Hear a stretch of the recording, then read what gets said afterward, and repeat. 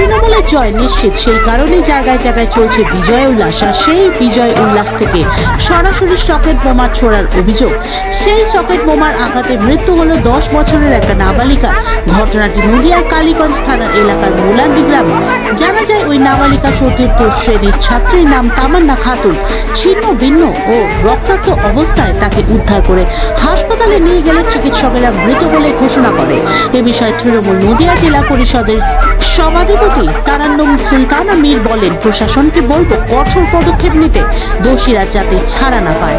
তবে আমার মনে হয় না তৃণমূলের বিজয় উল্লাস থেকে এটা ঘটেছে, এটা বিরোধীদের ষড়যন্ত্র হয়ে থাকতে পারে। অন্যদিকে এ বিষয়ে এলাকার সিপিএম কর্মী বাদশা শেখ বলেন, এলাকায় ওরা জয়ের উল্লাসে বোমাবাজি করছিল। অনেকটা সিপিএম কর্মীদের লক্ষ্য করে বোমাবাজির চেষ্টা করছিল। ঠিক তখনই ওই বাচ্চা মেয়েটির গায়ে লাগে। এরপর পুরো দেহ ক্ষত বিক্ষত হয়ে পড়ে। তবে কালীগঞ্জ বিধানসভার উপনির্বাচনের ভোটের ফলাফলের দিন এক নাবালিকার সকেট বোমার আঘাতে মৃত্যুর ঘটনায় তীব্র চাঞ্চল্য কালীগঞ্জ বিধানসভা এলাকায়। এরা ওই স্বপ্ন দশম থেকে হবে বোমা মানে শেষ হওয়ার পরে এরা একটা রেজাল্ট পায়। ওই নিরীক্ষে ওরা এখানে বোমবাজি করে, ওরা ছোট পটকে মারতে মারতে এখানে বলছে এদেরকে ধর, এরা সিপিএম পার্টি করে এদেরকে ধর।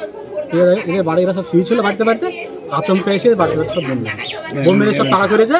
বাচ্চা মেয়েটা সামনে যাচ্ছিল ফান করতে, একে গিয়ে ডাইরেক্ট বোমটা মেরেছে। কি বোমে লেগেছে? সকেট। সকেট। মিছিল থেকে বিজয়ীরা তারা সকেট ছুটছে। একটি বাচ্চা মেয়ে একেবারে ছোট, 10 বছর বয়স, ক্লাস 4-এ পড়ে। তার নাম তামান্না খাতুন। সিপিআইএমের পরিবার তার বাবা মা করে, কিন্তু সে তো কোনো রাজনীতি করে না। তার কোনো রাজনীতি, ধর্ম সব কিছুর ঊর্ধ্বে একটি ছোট্ট মেয়ে। তৃণমূল কংগ্রেস জেতা মানে কালীগঞ্জ ব্লকে তার সূচনাই হলো একটি কন্যা, একটি ছোট্ট ফুটফুটে বাচ্চা মেয়ে তার লাশ দিয়ে। ফলে এই বিজয়, এই উন্মাদনাকে মোটেই আমরা অবজার্ভ করার পক্ষে নয়। আমরা এর ধিক্কার জানাচ্ছি, নিন্দা জানাচ্ছি।